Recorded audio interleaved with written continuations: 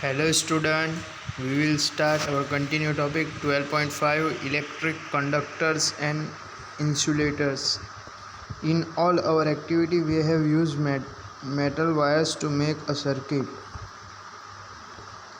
जैसे कि हमने सारी एक्टिविटी के अंदर मेटल वायर्स का यूज़ किया है, क्या बनाने के लिए? सर्किट यूज़ करने के लिए. Suppose we use a cotton thread instead of metal wires to make a circuit. Do you think that the bulb will light up in such a circuit? What material can be used in electric circuits so that the current can pass through them? Let us find out. इस तरह की activity को हमें find out करना है. ये activity 5 दिया है. Disconnect the switch from the electric circuit you use for activity 4. This will leave you with the two free ends of wires and show in figure 12.12a.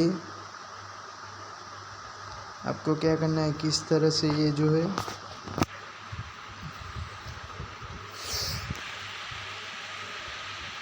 To free बताया है, दोनों side से wire जो है cut है. अब ए देखते हैं. Bring the free ends of the two wires close to let them touch each other.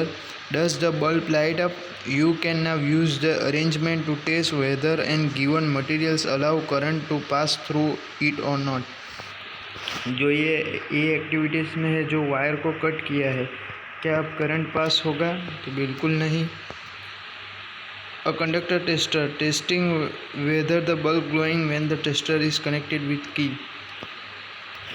ये जो बी बताया है, collect samples of different types of material such as coin, cork, rubber, glass, key, pins, plastic, scale, wooden block, aluminium foil, candle, swing, needle, thermocol, paper and pencil lead.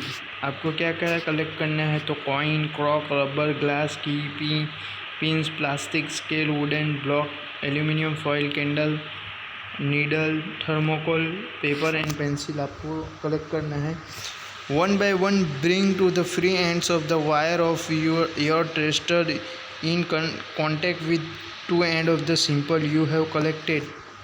आपको क्या करना है? धीरे धीरे एक एक करके जो है कनेक्ट करना है वायर के साथ और ऑब्जर्वेशन करना है. 12.12b देखो, ये बताया है 12.12b के अंदर. देखो किस तरह से की के साथ जो है अटैच करके जो लाइट जो है वो ग्लो हो रहा है. Make sure that the two wires do not touch each other while you are doing so. Does the bulb glowing in each other?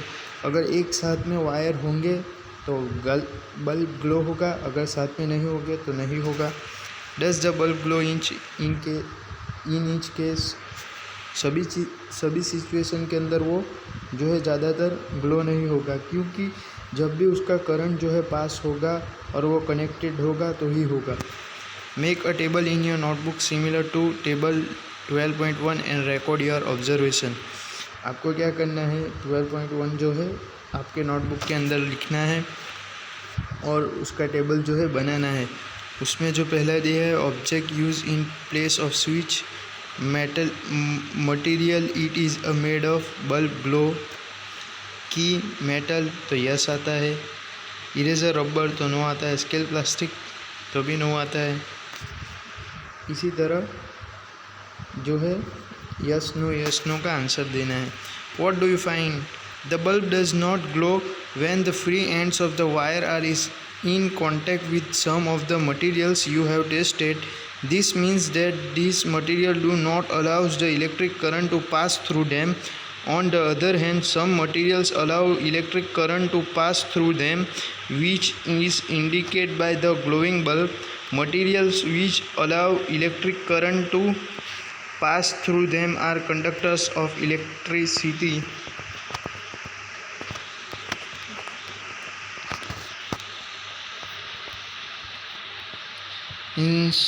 Insulators do not allow electric current to pass through them. With the help of table 12.1, name the materials that are conductor of electric and also which are insulator. Conductors and insulator क्या क्या है जो हमें यहाँ पे लिखना है. What do you conclude? Which material conductors and which are insulator? Recall the object that we group as those having lusters in chapter 4 are the conductors. It is now seems easy to understand why copper, aluminium and other material are used for the making wires. जो हमने आगे chapter number 4 के अंदर जो पढ़ा है उसे हम रिकॉल कर सकते हैं, जैसे कि कॉपर है, एल्यूमिनियम है और अदर मेटल्स है जो वायर बनाने में यूज़ होते हैं. Conductor and insulator are the equal important for us. दोनों ही एक सरखे इम्पोर्टेंस है.